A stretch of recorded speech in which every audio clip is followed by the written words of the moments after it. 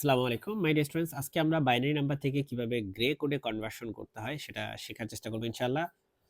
প্রথমেই আমরা এখানে একটা বাইনারি নাম্বার দেখতে পাচ্ছি 1011 এবং সেটাকে গ্রে কোডে কনভার্ট করার জন্য প্রথমে মোস্ট সিগনিফিকেন্ট বিটকে কোনো চেঞ্জ করবে না তুমি। সবচেয়ে বামে যেটা থাকে সেটা হচ্ছে মোস্ট সিগনিফিকেন্ট বিট। এই বিটের যেটাই থাকুক, 1 থাকলে 1, 0 থাকলে এখানে 0 লিখবা।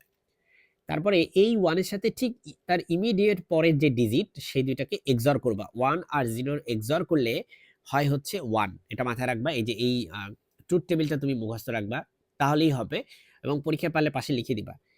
তাহলে 1 আসলো। আচ্ছা, এবার এই 0 এর সাথে এই 1 কে তুমি XOR করবা। XOR করলে হয় 1। 0 আর 1 এর XOR হচ্ছে 1। আবার 1 এর সাথে 1 কে XOR করবা। সো 1 এর সাথে 1 কে XOR করলে হয় হচ্ছে 0।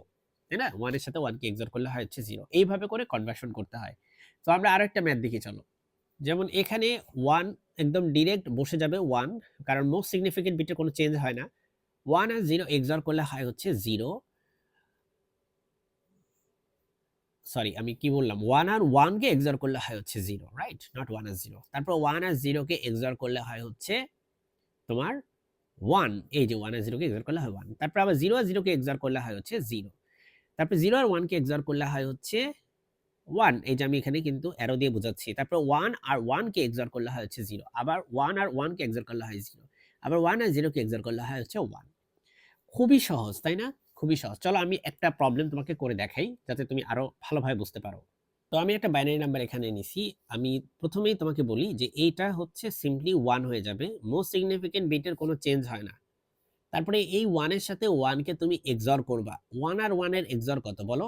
1 আর 1 এর XOR একটু আগে দেখলাম 0। আবার 1 এর সাথে 1 কে XOR করবা। এটাও কিন্তু 0। আবার 1 এর সাথে 0 কে তুমি XOR করলে পাবা হচ্ছে 1। ওকে? আবার 0 এর সাথে 1 কে XOR করলে পাবা তুমি 1। আবার 1 এর সাথে 0 কে XOR করলে পাবা হচ্ছে 1। সো এটা এতটাই সহজ। তুমি পাশে ট্রুথ টেবিল অবশ্যই লিখে দিবা যাতে স্যার বুঝতে পারে যে তুমি বুঝতে পারছো। ঠিক আছে? সো A XOR B, এখানে ভিতরে প্লাস চিহ্ন। সো এখানে 0 0 0, 0 1 এর জন্য 1, 1 0 এর জন্য 1 আর 1 1 এর জন্য 0, ব্যাস।